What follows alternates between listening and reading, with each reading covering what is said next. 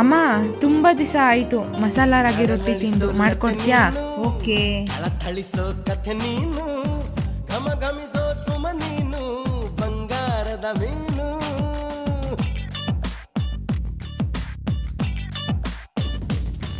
ಹೇ, ಜಿಗಿ ಜಿಗಿಯೋ ಜರಿ ನೀನು, ಚಕಮಗಿಸೋ ಸಿರಿ ನೀನು, ನಗು ನಗುತ್ತಾ ಇರು ನೀನು ಎಂದೆಂದು ಇನ್ನು.